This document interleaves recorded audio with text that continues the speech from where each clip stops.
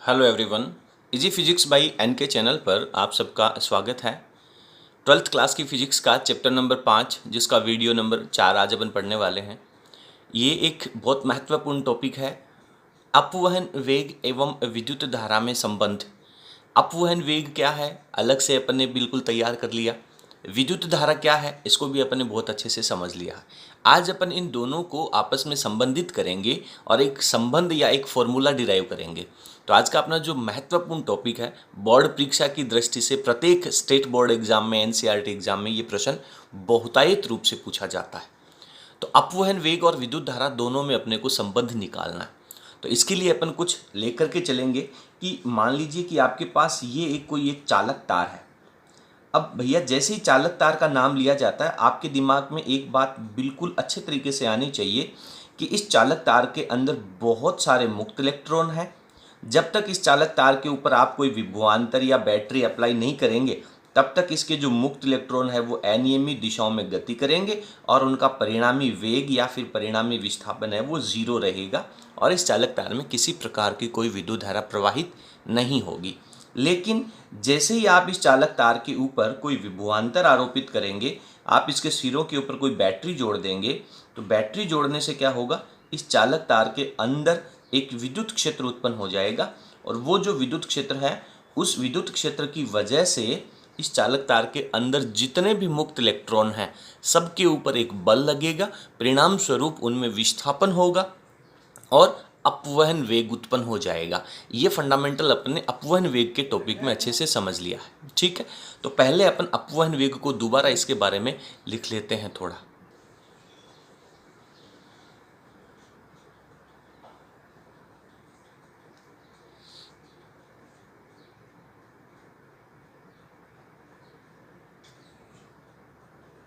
और विद्युत धारा जो होती है वो आप जानते हैं कि जैसे ही आप बैटरी जोड़ेंगे इस चालक तार के अंदर जो मुक्त इलेक्ट्रॉन हैं वो प्रवाहित होंगे। तो आपको करना क्या है, आपने विद्युत धारा के टॉपिक में डेफिनेशन में पढ़ा है कि किसी क्रॉस सेक्शन एरिया में से किसी अनुप्रस्थ काट क्षेत्रफल में से जाने वाला परिणामी आवेश। तो आपको करना क्या है कि यहाँ पर आप लोगों को एक क्रॉस सेक्शन एरिया ले लेना है। क्रॉस सेक्शन एरिया का मतलब है ये मान लीजिए कि बहुत सारी भीड़ है और उसके आगे आपने कोई गेट लगा दिया, तो इस गेट में से जाने वाले आवेश किसके रूप में जाएगा, इलेक्ट्रॉनों के रूप में जाएगा। तो आप सारे के सारे इलेक्ट्रॉनों की संख्या निकाल लीजिए कि भाई कितने इलेक्ट्रॉन इस गेट में से पार होकर के जा रहे हैं। और फिर अपन क्या करेंगे कि इलेक्ट्रॉनों की संख्या आपके पास जब आ जाएगी तो एक इलेक्ट्रॉन के आवेश ई से अपन उसको मल्टीप्लाई कर देंगे, आपके पास टोटल चार्ज आ जाएगा और जितने टाइम के अंदर इसमें से इलेक्ट्रॉन निकले हैं उसका जैसे आप भाग लगाएंगे तो आपके पास विद्युत धारा आ जाएगी। यानी अपवहन वेग इसके ऊपर विभवांतर लगाने से आ गया। इसके बाद में इस गेट में से जाने वाले इलेक्ट्रॉनों की संख्या आवेश की वजह से विद्युत धारा आ जाएगी। फिर दोनों के अंदर अपने को अंतः संबंध ले लेना है। ये अपना छोटा सा प्लानिंग रहेगा।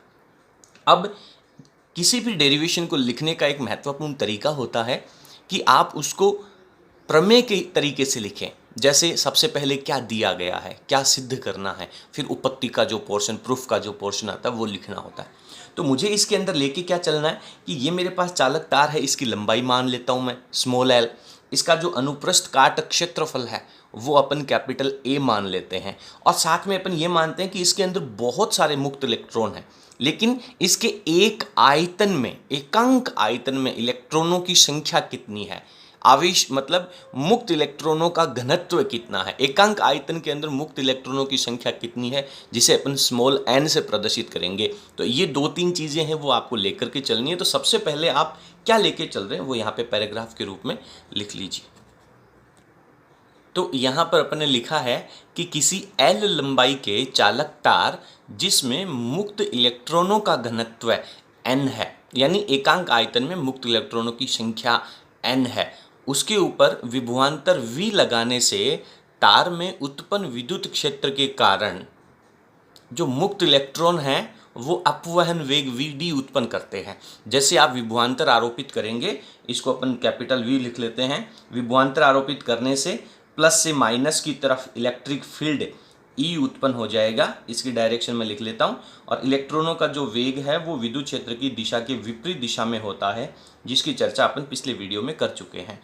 तो इसके अंदर के जितने भी इलेक्ट्रॉन हैं वो इस विद्युत क्षेत्र की विपरीत दिशा में गति करेंगे, क्योंकि उनके ऊपर एक force F is equals to Q E, minus की दिशा में, विपरीत दिशा में लगेगा। तो वो सारे के सारे इलेक्ट्रॉन हैं वो विद्युत क्षेत्र की विपरीत दिशा में गति करने लग जाएंगे। तो उनका अपवहन वेग कितना होगा वो अपन Vd लेकर के चल रहे हैं। तो आपके पास अपवहन वेग तो आ गया। अब आपको क्या और चाहिए? विद्युत धारा और चाहिए। फिर दोनों को संबंधित करना है। अच्छा, अब एक चीज़ आप मेरे को बताएं कि यहाँ पर ये मैंने क्रॉस सेक्शन एरिया लिया है, ठीक है, इसका अपवहन वेग Vd है। टी समय की यदि मैं बात कर लूं या फिर डेल्टा टी समय को लेकर के मैं चलूं, तो डेल्टा टी समय में इस लाइन के ऊपर बैठे हुए जो मुक्त इलेक्ट्रॉन हैं वो कितनी दूरी चल पाएंगे, उनका अपवहन वेग कितना है Vd, समय कितना मिल गया उनको डेल्टा टी, तो कितनी दूरी चलेंगे? सर दूरी का फॉर्मूला होता है चाल इंटू समय। तो एक ही दिशा में चल रहा है इसलिए आप उसको चाल कह सकते हैं वेग को। तो Vd into time delta T आ जाएगा, ठीक है। तो अपन यहाँ पे लिखते हैं समय अंतराल। बहुत महत्वपूर्ण प्रश्न है ये इस चैप्टर का, और इसको बहुत अच्छे से समझ करके आप लोगों को सॉल्व करना चाहिए।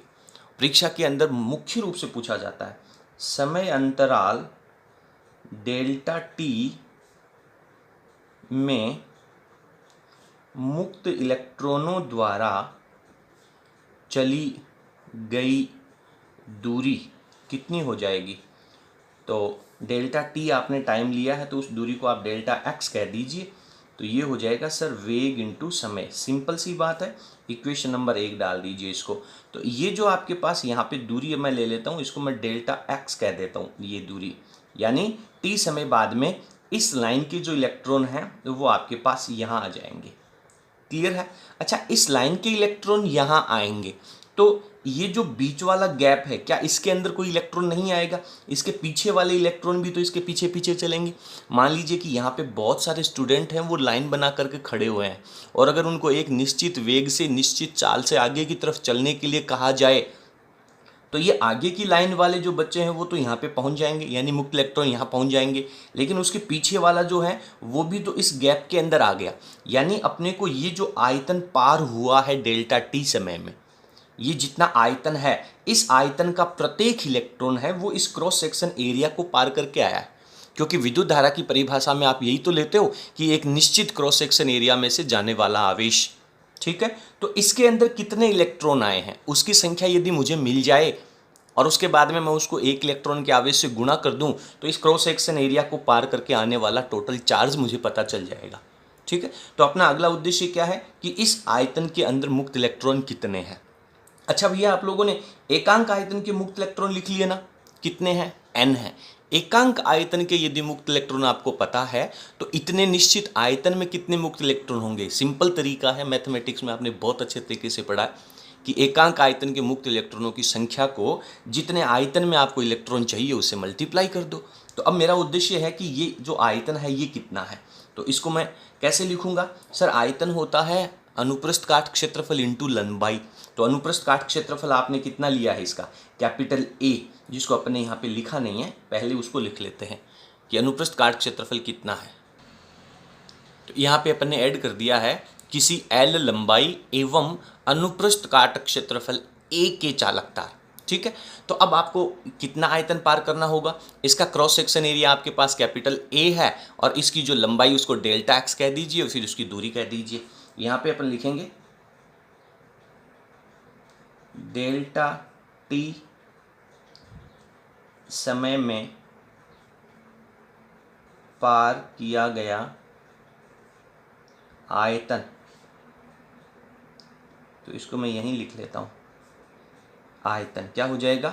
क्रॉस सेक्शन एरिया ए है, इनटू में डेल्टा एक्स लिखना था मुझे, और डेल्टा एक्स को मैं लिख देता हूँ वी डी डेल्टा टी, ठीक है।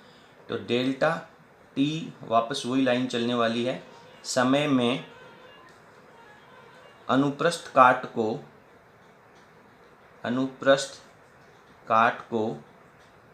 पार किए गए मुक्त इलेक्ट्रॉनों की संख्या कितनी हो जाएगी। जब आयतन आपके पास आ गया तो संख्या कैसे लिखेंगे, आयतन आपके पास आ गया तो संख्या कैसे लिखेंगे। सर एकांक आयतन के इलेक्ट्रॉनों की संख्या मेरे पास है, उसको मल्टीप्लाई कर दूंगा इस आयतन से, तो इसकी संख्या मैं n लिख देता हूँ। फिर a आ गया आपके पास, vd और डेल्टा t। आवेश कितना हो जाएगा, पार आवेश, शॉर्ट लिख लेता हूँ थोड़ा सा, पार आवेश, इसको मैं आवेश को डेल्टा क्यू से रिप्रेजेंट कर देता हूँ। तो आवेश कितना होगा, ये तो इलेक्ट्रॉनों की संख्या है आपके पास। इलेक्ट्रॉनों की संख्या अगर आपके पास आ जाए तो आवेश कैसे निकालेंगे। तो सर इसको अपन एक आवेश, एक इलेक्ट्रॉन के आवेश से गुणा कर देते हैं, स्मॉल ई मान लेते हैं चार्ज को, 1.6 × 10⁻⁻19 कूलाम जो होता है, ई से रिप्रेजेंट कर देते हैं। तो ई से इसको मल्टीप्लाई कर दूंगा, तो ये मेरे पास n है, ई को मैं यहाँ पे बीच में लगा देता हूँ, बाकी का पोर्शन आपका सेम रहेगा, ये डेल्टा टी आ जाएगा। विद्युत धारा की परिभाषा लेनी है अपने को, तो विद्युत धारा लेके आना ना। तो विद्युत धारा की परिभाषा से क्या कहती है विद्युत धारा की परिभाषा, पूरा का पूरा जो टॉपिक है वो विथिन 1 सेकेंड आपके दिमाग में क्लियर होना चाहिए। जैसे कंप्यूटर की स्क्रीन के ऊपर किसी आइकन के ऊपर जब आप डबल क्लिक करते हो जो फाइल ओपन होती है, सेम उसी तरीके से पूरा पोर्शन आपके दिमाग में एक साथ क्लियर होना चाहिए। और वो तभी होगा जब आप इसको फंडामेंटली बारीकी से समझेंगे। जितना ज़्यादा टाइम लेकर के आप समझेंगे उतना ही ज़्यादा स्टेबल आपके दिमाग में टॉपिक रहेगा। ठीक है, तो अपने पास I की वैल्यू क्या आ जाएगी। सर I = होता है आवेश प्रवाह की दर, तो डेल्टा क्यू आवेश चला गया, टाइम की वैल्यू आपके पास डेल्टा टी है। तो अब आप डायरेक्ट यहाँ पे डेल्टा क्यू की वैल्यू ऊपर वाली इक्वेशन से उठाएंगे तो आपके पास I की वैल्यू आ जाएगी। तो I = डेल्टा क्यू को मैं यहाँ से उठा के लेके आता हूँ, एन ई ए और वी डी, डेल्टा टी से डेल्टा टी यहाँ पे कैंसिल आउट हो जाएगा, जिसको लिखने की आवश्यकता नहीं है। तो आपके पास एक रिलेशन आ जाता है जिसके अंदर विद्युत धारा भी है और अपवहन वेग भी है। तो I = NEAVD, ये पूरा रिलेशन, पूरा फॉर्मूला आपको याद भी होना चाहिए। डायरेक्ट इस फॉर्मूले के ऊपर डिपेंडेंट जो न्यूमेरिकल हैं वो भी परीक्षा में पूछे जाते हैं। चल इसमें से अपन कुछ रिजल्ट निकाल लेते हैं। I की जो वैल्यू है, विद्युत धारा है, वो आवेश घनत्व, इलेक्ट्रॉनों की जो संख्या का घनत्व है वो तो किसी एक पर्टिकुलर पदार्थ का फिक्स हो गया। चार्ज ऑफ इलेक्ट्रॉन वो भी फिक्स है, क्रॉस सेक्शन एरिया वो भी आप फिक्स ले लेते हैं। तो यहाँ पे परिवर्तनशील राशि क्या हो जाएगी, तो आप ये कह सकते हैं कि विद्युत धारा है that is directly proportional to अपवहन वेग, ड्रिफ्ट वेलोसिटी। ठीक है, तो ये दोनों एक दूसरे के समानुपाती होते हैं, ये बात भी आप लोगों को याद रखनी है। ओके, चलिए अब एक छूट, यहाँ तक आपको चलना है। यदि परीक्षा में ये रिलेशन आता है तो आपको केवल यहाँ तक चलना है। ठीक है, इसके बाद अपन एक और संबंध निकालते हैं। जब न्यूमेरिकल आते हैं तो कई बार उसकी भी आवश्यकता पड़ती है। तो पिछले वीडियो में आपने गतिशीलता पढ़ा था, ठीक है, मोबिलिटी। तो यहाँ पे मैं लिखता हूँ कि गतिशीलता की परिभाषा से, तो गतिशीलता की परिभाषा क्या कहती है, डायरेक्ट रिजल्ट लेकर के आए आप। तो गतिशीलता की परिभाषा, अच्छा ये मैं क्यों लगा रहा हूँ, सबसे पहले तो मुझे ध्यान में ये होना चाहिए कि मेरे को यहाँ पे विद्युत धारा जो है उसमें अपवहन वेग का फंडामेंटल और रिलेशन तो देख लिया। अब अपवहन वेग की जगह अपन कोई दूसरी भौतिक राशि और लेके आना चाहते हैं, वो कहाँ से मिलेगी, गतिशीलता से मिलेगी। तो गतिशीलता की परिभाषा क्या कहती है आप लोगों को, गतिशीलता की परिभाषा कहती है कि सर अपवहन वेग होता है that is directly proportional to electric field E, और आप समानुपाती निशान हटाते हो तो वहाँ पे कांस्टेंट म्यू लगता है जिसे आप लोग गतिशीलता कहते हैं। तो ये वी डी की वैल्यू अपन यहाँ पे लिख सकते हैं। तो मेरे पास जो आई का रिलेशन है वो कुछ ऐसा हो जाएगा, एन ई ए, और इसकी जगह लिख दूंगा मैं म्यू ई। क्लियर है। चलिए अगेन अगर मैं रिलेशन निकालना चाहूँ तो एन है, ई है, ए है, ये सब कांस्टेंट राशियाँ हैं। हालांकि जो गतिशीलता है वो भी कांस्टेंट राशि है, but that is depend on the nature of material, चालक पदार्थ की प्रकृति के ऊपर और कमरे के ताप के ऊपर डिपेंड करता है। तो ये जो गतिशीलता है ये वेरिएबल भी हो सकती है अलग अलग टेम्परेचर पे। इलेक्ट्रिक फील्ड ये आपके डिपेंड करेगा उस बैटरी के विभवांतर के ऊपर। तो ये सारी कांस्टेंट वैल्यू है। तो यहाँ से मेरे पास एक रिलेशन आता है कि सर आई है वो आपका प्रोपोर्शनल हो जाएगा म्यू के, यानी विद्युत धारा जो है वो आपकी गतिशीलता के समानुपाती होती है।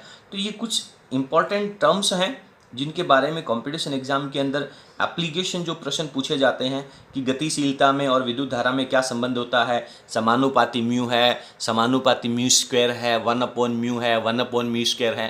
तो ये सारी चीज़ें नए नए प्रश्न जनरेट होकर के आएंगे और ये प्रश्न आप तभी सॉल्व कर पाएंगे जब आपके फंडामेंटल क्लियर होंगे। कभी भी सारे प्रश्नों को रटा नहीं जा सकता है। ओके, अच्छा, अब आप मुझे एक बात बताएं कि जो विद्युत धारा है वो अपवहन वेग के समानुपाती होती है। ठीक है भैया, जहाँ पे इलेक्ट्रॉनों का अपवहन वेग ज़्यादा होगा वहाँ पे विद्युत धारा भी ज़्यादा हो जाएगी। अब मेरे सामने एक प्रॉब्लम ये आ रही है, प्रश्न को आप थोड़ा सा समझना। पीछे के वीडियो में भी अपने इसके बारे में डिस्कस नहीं किया था, लेकिन वहाँ पर जो अपना टॉपिक समझना था वो कुछ अलग भाग था उस प्रश्न का, यानी वहाँ पे अपन प्रश्न को कुछ अलग तरीके से समझना चाहते थे। यहाँ पे मैं कुछ अलग तरीके से समझाना चाह रहा हूँ। देखिए कि ये मान लीजिए मेरे पास कोई एक चालक तार है, ठीक है, और इसके अंदर विद्युत धारा जो है वो I बह रही है। ठीक है, अब मैं ये चाहता हूँ कि सर ये जो I विद्युत धारा बह रही है क्या ये हर बिंदु के ऊपर समान रहेगी? तो ये जो चालक तार है इसका अनुप्रस्थ काट क्षेत्रफल हर जगह अलग अलग है। ठीक है, तो इस चीज़ को अपन मैथमेटिकली या प्रूफ करना चाहते हैं कि क्या ये संबंध सही है या नहीं है। देखिए कि विद्युत धारा जो इसके अंदर जा रही है, तो आप लोग ये कहेंगे कि सर जो इलेक्ट्रॉनों की संख्या है वही तो आवेश प्रवाहित करेगी और इलेक्ट्रॉन जितने एंटर करेंगे उतने एग्जिट होंगे, विद्युत धारा तो फिक्स रहेगी। लेकिन उसको समझने का एक तरीका और भी है। क्या है कि आप लोगों ने कक्षा 11 में एक सातत्य समीकरण पढ़ी होगी। ये सारी चीज़ें हैं वो इम्पॉर्टेंट हैं, अलग तरीके से हैं, कंपटीशन के लिए महत्वपूर्ण है, इसलिए अपन इनकी चर्चा कर रहे हैं। 12th बोर्ड में आपको ये नहीं मिल पाएंगी। तो सातत्य समीकरण क्या पढ़ा था? सातत्य समीकरण में आप लोगों ने पढ़ा था कि किसी पाइप के अंदर जाने वाला पानी है और बाहर निकलने वाला पानी बराबर होता है। आपने पढ़ा था कि cross section area A1V1 equals to A2V2। तो यहाँ पर क्रॉस सेक्शन एरिया को A ले लेता हूँ और वेग को मैं VD लिख देता हूँ। तो इसकी जो वैल्यू है वो आपकी कांस्टेंट रहती है, यही तो पढ़ा था। तो जब इसकी वैल्यू कांस्टेंट रहती है तो यहाँ आ जाए I is equals to N और E तो ऑलरेडी कांस्टेंट है, और इन दोनों का जो मल्टीप्लिकेशन है वो सातत्य समीकरण के अनुसार कांस्टेंट रहता है। तो इसका मतलब डायरेक्टली I की जो वैल्यू है वो हर जगह क्या हो जाएगी? कांस्टेंट हो जाएगी। यानी कि यदि क्रॉस सेक्शन एरिया पाइप का ज़्यादा है, यहाँ पर क्रॉस सेक्शन एरिया ज़्यादा है, तो क्रॉस सेक्शन एरिया ज़्यादा है तो इस पॉइंट के लिए अपवहन वेग क्या हो जाएगा?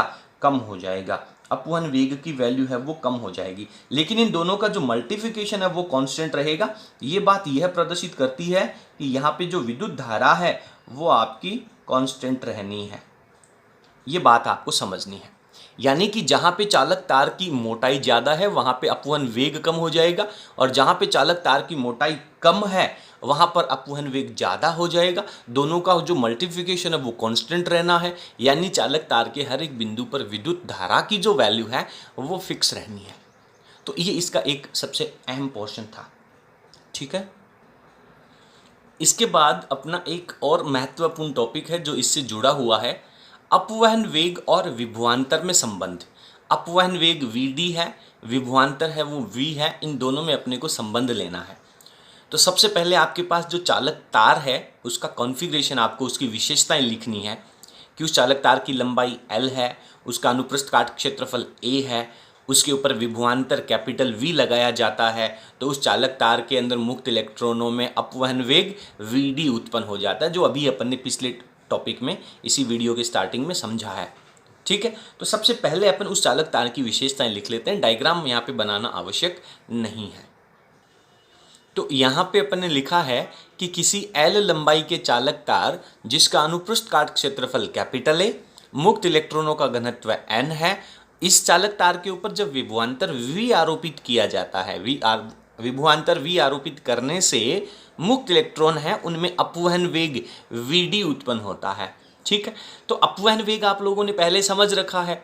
अपवहन वेग VD, आप गति का पहला समीकरण लेकर के चलेंगे, U + AT से U का मान 0 होता है, A का मतलब त्वरण है, तो F = ma का फॉर्मूला भी लिखेंगे, F = QE का फॉर्मूला भी लिखेंगे। अपवहन वेग के वीडियो में आपने इसको अच्छे से समझ रखा है। तो डायरेक्ट मैं यहाँ पे लिखता हूँ अपवहन वेग की परिभाषा से।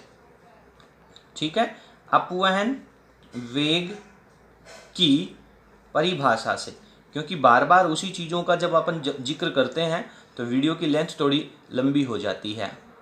तो अपवहन वेग वीडी की परिभाषा से वीडी इज इक्वल्स टू, क्या लिखा फॉर्मूला, मैं यहाँ पे वेक्टर नहीं लगा रहा हूँ, तो क्या लिखना चाहिए मुझे याद है कि ए का फॉर्मूला तो आएगा आवेश इंटू विद्युत क्षेत्र, क्योंकि बल बट्टा द्रव्यमान ही तो आना है, तो बल का फॉर्मूला क्यू ई लिखते हैं, तो मैं इसको चार्ज ऑफ इलेक्ट्रॉन को ई से रिप्रेजेंट कह देता हूँ या स्मॉल क्यू भी कह सकते हैं। इनटू में कैपिटल ई आएगा, ये तो उसके ऊपर लगने वाला फोर्स हो गया, त्वरण निकालने के लिए आपने उसमें द्रव्यमान का भाग लगाया था, तो v is equals to u plus a into t, t का मतलब आपने वहाँ पे टाइम को टाउ से लिखा था, या फिर टाउ बार से कह दीजिए या टो से कह दीजिए, ये है उसका औसत समय, जितने समय में आपने अपवहन वेग निकाला है, तो ये आपके पास डेफिनेशन आ जाती है।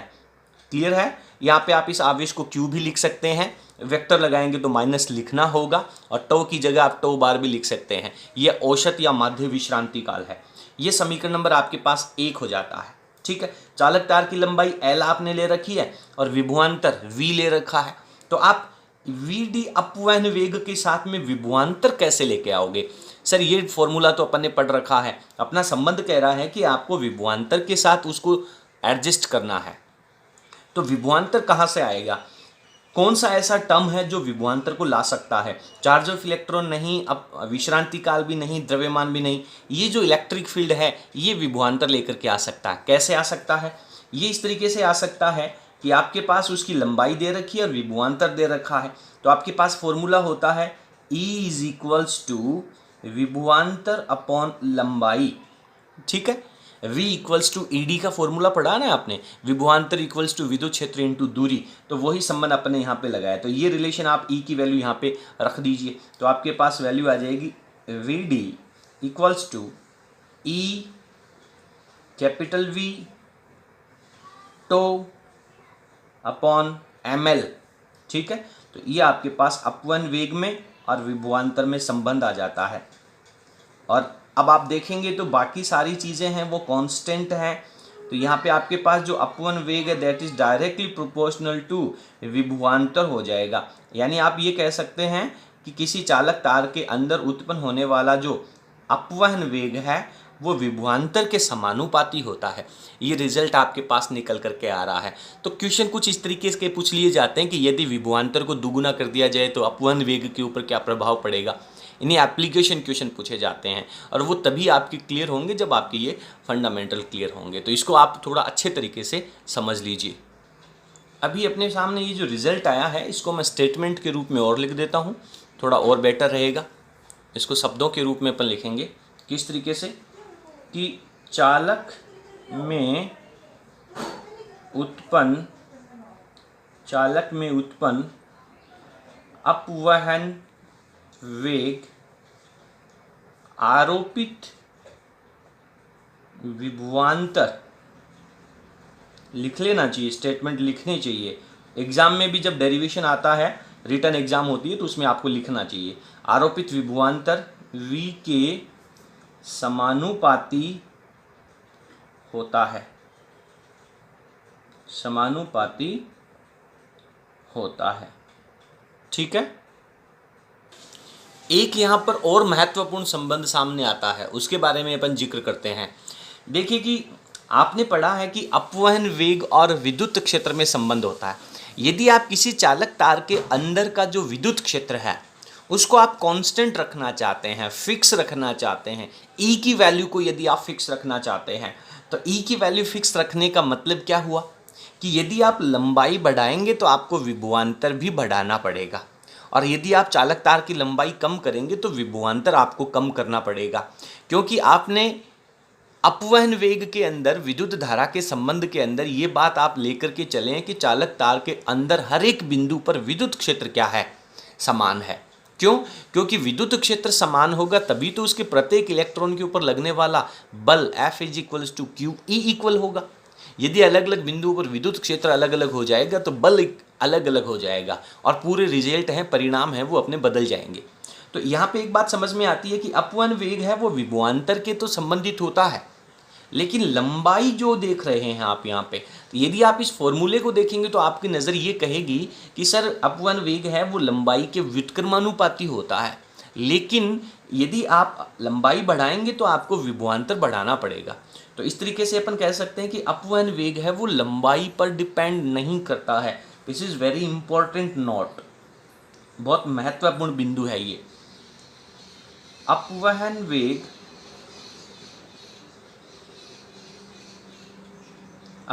वेग चालक की लंबाई पर निर्भर नहीं करता है। याद रखना है आपको बहुत अच्छे तरीके से, ठीक है। तो ये आपका एक अगला पॉइंट और क्लियर हो जाता है। इसके साथ ही अपने आज दो रिलेशन कंप्लीट हो गए। एक अपवहन वेग और विद्युत धारा का संबंध I = NeAVD, और दूसरा अपवहन वेग और विभवांतर का संबंध Vd = चार्ज ऑफ इलेक्ट्रॉन विभवांतर विश्रांति काल अपॉन ml।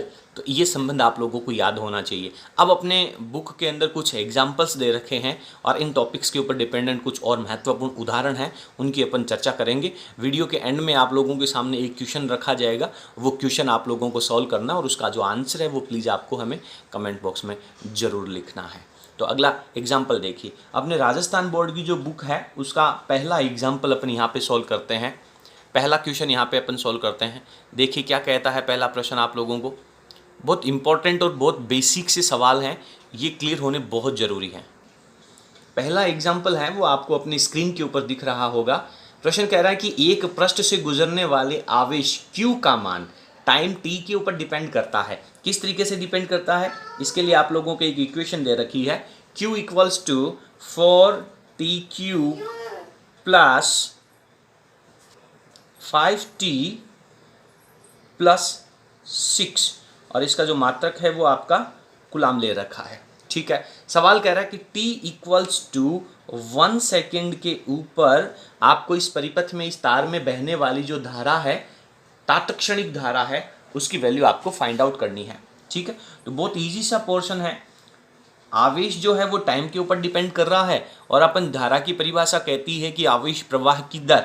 तो I = डेफिनेशन के अकॉर्डिंग फॉर्मूला हो जाएगा सर dQ/dt, यानी कि ये जो Q की वैल्यू दे रखी है इसका समय के सापेक्ष विथ रिस्पेक्ट टू टाइम आपको इसका डिफरेंशिएशन अवकलन कर देना चाहिए, ठीक है। तो चलिए अपन इसका अवकलन देखते हैं।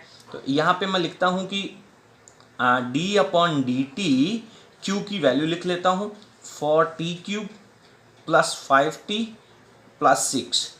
तो I की वैल्यू क्या आ जाएगी, 4 है, पावर यहाँ पे निकल करके मल्टीप्लाई में आएगी और एक पावर कम हो जाएगी, तो 4 × 3 = 12 हो जाएगा और ये t का स्क्वायर हो जाएगा, प्लस t का अवकलन 1 हो जाएगा, तो यहाँ पे 5 रह जाएगा और ये कांस्टेंट है जिसका अवकलन 0 हो जाएगा। अब आपको I की वैल्यू निकालनी है, परंतु t का मान कितना लेके आना है, 1 लेके आना है। तो जैसे ही आप t की जगह 1 रखेंगे ये आपके पास 12 हो जाएगा और ये 5 हो जाएगा। तो 12 और 5 कितना होता है, 17 हो जाएगा। अब आप लोगों को इसका 17 के आगे इसका मात्रक लिख देना है। तो आप चाहे इसको कूलाम/सेकंड कह दें या फिर आप इसको 17 एम्पियर कह दें, ठीक है। तो ये आपका प्रश्न यहाँ पे सॉल्व हो जाता है। This is very easy question. इसके बाद में अपन एक और सवाल सॉल्व करते हैं जो कि आप लोगों को अपनी स्क्रीन के ऊपर दिख रहा है। बहुत महत्वपूर्ण प्रश्न है। क्या कह रहा है कि एक तार है, उसमें 20 माइक्रो एम्पियर की धारा, I की वैल्यू लिख लेनी चाहिए अपने को। तो I = 20 माइक्रो एम्पियर, तो 20 लगाया, माइक्रो का मतलब -6 एम्पियर लिख दिया, और टाइम दे रखा है आपको कितने समय तक इतनी धारा प्रवाहित हो रही है, 30 सेकंड तक, 30 सेकंड तक प्रवाहित हो रही है। 30 सेकंड यहाँ पे अपन लिख लेते हैं।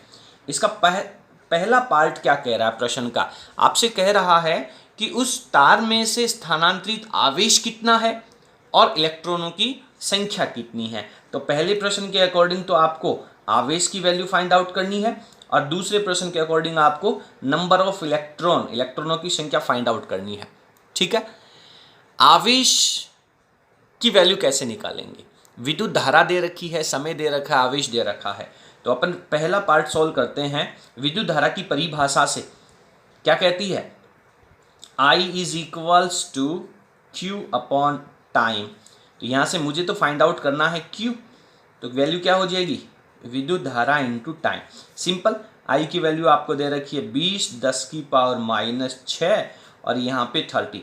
एक चीज़ ध्यान दें, यदि समय आपको मिनट में दिया होता तो आपको मिनट की वैल्यू नहीं रखनी है, क्योंकि समय का ऐसा ही मात्रक है वो सेकंड होता है। तो आपको जब कभी भी टाइम लिखना हो हमेशा सेकंड के अंदर कन्वर्ट करके ही लिखना है। बहुत महत्वपूर्ण पार्ट होता है ये, ठीक है। तो वैल्यू क्या हो जाएगी? ये होगी आपके पास 600 और 100 को हटाऊंगा तो ये पावर -4 हो जाएगी कूलाम, या फिर आप इसको 600 माइक्रो कूलाम भी कह सकते हैं। पहला पार्ट हो गया इसका। सेकंड पार्ट क्या कह रहा है? Number of electron. तो आवेश आ गया, नंबर ऑफ इलेक्ट्रॉन चाहिए। तो 12th क्लास की फिजिक्स के पहले चैप्टर में जब आप लोगों ने आवेश के गुणधर्म पढ़े थे तब आपने पढ़ा था कि आवेश क्वांटीकृत होता है। तो Q is equal to formula पढ़ा था आपने NE। तो N की वैल्यू फाइंड आउट करनी है तो मेरे पास फॉर्मूला हो जाएगा Q अपॉन E। तो Q हो गया आपके पास 600 माइक्रो का मतलब -6 upon E is the charge of electron 1.6 into 10 की पावर -19 कूलम होता है। तो अब आप इसको सॉल्व कर लीजिए। जब इसमें अपन भाग लगाएंगे तो ये हो जाएगा 375 इंटू 10 की पावर, ये ऊपर जाएगा तो प्लस का 13 हो जाएगा। तो इतने नंबर ऑफ इलेक्ट्रॉन हैं वो आपके उस तार में से प्रवाहित होंगे 30 सेकंड के अंदर, ठीक है। बहुत महत्वपूर्ण बेसिक सा सवाल था। इसके बाद इस चैप्टर का जो सबसे टफ क्वेश्चन माना जाता है, सवाल माना जाता है, उसको सॉल्व करते हैं। एग्जाम्पल नंबर 5.2 स्क्रीन के ऊपर आपसे कह रहा है कि 1 गुणा 10 की पावर -7 मीटर स्क्वायर का कोई अनुप्रस्थ काट क्षेत्रफल है। साथ साथ में अपन इनकी वैल्यूज लिखते जाते हैं। A इज इक्वल्स टू, यानी क्रॉस सेक्शन एरिया है वो आपको 1 को मैं यहाँ से हटा देता हूँ, 10 की पावर -7 मीटर स्क्वायर है, क्योंकि मल्टीप्लाई में 1 का कोई विशेष योगदान नहीं है। तांबे का तार है, उसमें विद्युत धारा I इज इक्वल्स टू 1.5, तो I is equals to 1.5 ampere प्रवाहित हो रही है, ठीक है। इसमें चालक इलेक्ट्रॉनों की औसत अपवहन चाल परिकलित कीजिए, यानी अपवहन वेग Vd है वो मुझे यहाँ से फाइंड आउट करना है, ठीक है। आगे कह रहा है कि मान लीजिए तांबे का प्रत्येक परमाणु, तांबे का जो प्रत्येक परमाणु है वो धारा घनत्व में एक चालक इलेक्ट्रॉन का योगदान देता है, यानी एक परमाणु है वो एक इलेक्ट्रॉन आपको धारा प्रवाह में काम में लेता है। तांबे का घनत्व आपको दे रखा है, घनत्व का मतलब है यहाँ पर डेंसिटी, तो घनत्व को मैं D से लिख लेता हूँ। कितनी वैल्यू है इसकी? 9 इंटू 10 की पावर 3 किलोग्राम प्रति मीटर क्यूब, ठीक है। और इसका परमाणु द्रव्यमान जो दे रखा है, परमाणु द्रव्यमान, उसकी वैल्यू है आपकी, कितनी वैल्यू दे रखी है सवाल में? 63.5 U, ठीक है। तो इस सवाल को अपन सॉल्व करते हैं। तो जब इस प्रश्न को अपन सॉल्व करेंगे तो अपने पास सबसे पहली बात ये आती है कि सर फॉर्मूला क्या काम में आना चाहिए। तो बेसिकली आपको विद्युत धारा दे रखी है और अपवहन वेग आपको कैलकुलेट करना है। तो दोनों में जब आप संबंध लिखते हैं तो पहले आप फॉर्मूला लिख लीजिए कि sir I is equals to NEA और VD होता है, ठीक है। अब आपको निकालना क्या है? VD निकालना, तो सबसे पहले आप फॉर्मूले को सॉल्व कर लीजिए। तो VD की जो वैल्यू है वो मेरे पास आ जाएगी I अपॉन NEA। जब आप कोई काम करने जा रहे हैं तो उसकी कच्चा सामग्री, उसका जो रॉ मटेरियल होता है वो आपके पास होना जरूरी है, यानी उस फॉर्मूले में जो आवश्यक भौतिक राशियां हैं वो सब आपके पास होनी जरूरी है। तो मुझे अपवहन वेग निकालना है, विद्युत धारा चाहिए, है मेरे पास N मुक्त इलेक्ट्रॉनों का घनत्व है, एकांक आयतन में मुक्त इलेक्ट्रॉन कितने हैं इसकी वैल्यू अपने को निकालनी है। चार्ज ऑफ इलेक्ट्रॉन आप जानते हैं, क्रॉस सेक्शन एरिया है वो आपको यहाँ पे दे रखा है। तो n आपको फाइंड आउट करना है। और सवाल में एक बात बहुत अच्छे से कही गई है कि प्रत्येक परमाणु है वो केवल एक इलेक्ट्रॉन देता है। इसका मतलब इलेक्ट्रॉनों की संख्या ही तो है ये एकांक आयतन के अंदर, और प्रत्येक परमाणु एक इलेक्ट्रॉन देता है, इसका मतलब परमाणुओं की संख्या निकाल ले, क्योंकि प्रत्येक परमाणु एक इलेक्ट्रॉन दे रहा है। परमाणुओं की संख्या निकालना बहुत ईजी है। कैसे है? परमाणुओं की संख्या जब आप निकालेंगे तो n की वैल्यू मैं यहाँ पे ले लेता हूँ। टोटल द्रव्यमान कितना लिया गया है, उसमें आप भाग लगा दीजिए किसका? परमाणु भार का। तो जैसे ही आप उसमें भाग लगाएंगे आपके पास मोलों की संख्या आ जाएगी, और उस मोलों की संख्या को आप किससे गुणा कर देंगे? अवोगाद्रो संख्या से गुणा कर देंगे। तो आपके पास नंबर ऑफ एटम्स आ जाएगा या फिर नंबर ऑफ इलेक्ट्रॉन्स आ जाएगा। चलिए, द्रव्यमान कितना दे रखा है? द्रव्यमान का मतलब है यहाँ पे आपको दे रखा है सर घनत्व। घनत्व का मतलब प्रति मीटर क्यूब दे रखा है। तो इसकी वैल्यू मैं डायरेक्ट लिख लेता हूँ, 9 × 10⁻3। नीचे आपको दे रखा परमाणु भार 63.5 यूनिट, का मतलब है प्रति ग्राम, और प्रति ग्राम को जब आप किलोग्राम में बदलेंगे तो ये आपके पास वैल्यू हो जाएगी 63.5 × 10⁻, कितनी बताएं देखें, -3 × अवोगाद्रो संख्या। कितनी होती है अवोगाद्रो संख्या बताएं? याद होगी आपको 6.023 10⁻23। तो 6 पॉइंट वाली संख्या को मैं हटा देता हूँ, 10⁻23। इसको आप सॉल्व कर लीजिए। तो ये आपके पास एकांक आयतन में मुक्त इलेक्ट्रॉनों का घनत्व हो जाएगा। चाहे तो आप इस वैल्यू को सॉल्व करके यहाँ रख लें, बाद में n की जगह यूज़ ले लें, या फिर n की जगह डायरेक्ट आप इन सबको अप्लाई कर दें, तो आपके पास Vd की वैल्यू आ जाएगी। सॉल्व कर लेंगे क्या, या सॉल्व करके बताऊं? चलिए, Vd की वैल्यू, सर I की वैल्यू हमें दे रखी है 1.5, बहुत बढ़िया। n की वैल्यू ये आपके पास है, इसको सॉल्व कर लीजिए। तो 9 6, बताएं कैसे लिखूं? 54, थोड़ा ऊपर कर लेता हूं मैं, 54 इंटू ये 10 की पावर हो जाएगा 23 और 3 26, बटा ये हो गया 63.5 इंटू 10 की पावर -3। इसके बाद में ये 1.6 10 की पावर -19 और इंटू एरिया 10 की पावर -7। ठीक है, सॉल्व कर लीजिए। 1.5 आ गया, नीचे वाली वैल्यू को ऊपर ले आओ, 63.5 हो गया, 10 की पावर -3 बटा में आपके पास ये 54 हो गया, 10 की पावर 26 हो गया, 1.6 10 की पावर -19 और 10 की पावर -7। इन सब को आप सॉल्व कर लीजिए। जब आप इस कैलकुलेशन को सॉल्व करेंगे तो आपके पास इस प्रश्न का आंसर आ जाएगा। ठीक है, तैयार करें भैया इसको पहले अच्छे तरीके से, सॉल्व करना बहुत ज़रूरी है। तो ये हो जाएगा 1.1 10 की पावर -3, 1.1 10 की पावर -3 मात्रक लग जाएगा मीटर पर सेकेंड। ठीक है, तो इसकी सॉल्यूशन आप बहुत इजी वे में कर लेंगे। तो ये इसका पार्ट प्रश्न था, बहुत महत्वपूर्ण प्रश्न है। इसमें जो सबसे इंपॉर्टेंट पार्ट था वो आपका नंबर ऑफ इलेक्ट्रॉन निकालना है एकांक आयतन के अंदर, वही इसका सबसे महत्वपूर्ण प्रश्न था। इसके बाद में आपको एक नीचे क्वेश्चन दे रखा है, इस क्वेश्चन को आपको सॉल्व करना है, और सॉल्व करके इसका जो आंसर है वो आपको हमें कमेंट बॉक्स में लिखना है। इस प्रश्न का जो उत्तर है वो अपन जब चैप्टर सॉल्व करेंगे, इसके जो आंकिक प्रश्न सॉल्व करेंगे उस समय आपको बता दिया जाएगा। तो अभी आप इसको सॉल्व करने का पूरा प्रयास कीजिए। ठीक है, बहुत बहुत धन्यवाद। अगर आप लोगों को हमारा वीडियो पसंद आया हो तो प्लीज़ आप इसे लाइक कीजिए, अपने फ्रेंड्स के साथ शेयर कीजिए, और अगर अभी तक आपने चैनल को सब्सक्राइब नहीं किया तो प्लीज़ इसे सब्सक्राइब करके बेल आइकन को प्रेस करना ना भूलें। बहुत बहुत धन्यवाद।